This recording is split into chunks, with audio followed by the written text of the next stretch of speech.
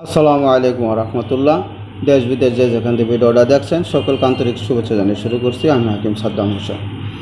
লাল চন্দন সকলে চিনেন। চন্দন heart, liver, kidney, মেরুদণ্ড কোষের কাজ করে, হৃৎপিণ্ডের কাজ করে, এটা প্রফুল্লকারক, আনন্দকারক। ইউরিনারি ট্র্যাক্টের কাজ করে, প্রস্রাবের জ্বালাপোড়া, প্রস্রাব ক্লিয়ার না হওয়া, প্রস্রাবের আগু পরে বীর্য যাওয়া, যৌন রোগের জন্য কিভাবে খেলে আপনারা উপকৃত হবেন সেই না টেনে শেষ পর্যন্ত দেখবেন। ভালো লাগলে লাইক করবেন, শেয়ার করবেন, কমেন্ট করবেন।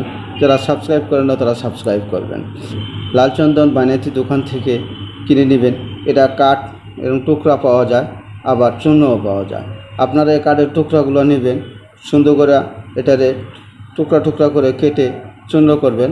লালচন্দন 50 গ্রাম নেবেন, 10 গ্রাম লবঙ্গ, 10 গ্রাম জয়ত্রী, 10 গ্রাম জায়ফল, 10 গ্রাম আকর করা, এই সমুদয় উপাদান একত্র করে চূর্ণ করে মধু দ্বারা এটারে গুলে ছোট ছোট করে কাচের গুল্লি পরিমাণ ট্যাবলেট তৈরি করবেন। ট্যাবলেটগুলো কাচের বয়মে সংরক্ষণ করবেন। প্রতিদিন সকাল সন্ধ্যা একটা করে ট্যাবলেট শুষে খাবেন এবং কুসুম গরম দুধ খাবেন। এভাবে যদি খেতে পারেন তাহলে যেসব বন্ধু সেক্স করতে পারেন না, বীর্যটা পানির মতন পাতলা, মনে আকাঙ্ক্ষা জাগে না, সহবাস করতে পারেন না, লিঙ্গ উত্তেজনা হয় না, লিঙ্গ শক্ত হয় না এবং 2-1 মিনিটের মধ্যে বীর্যপাত হয়ে যায়, তাদের জন্য সুন্দর কাজ করবে।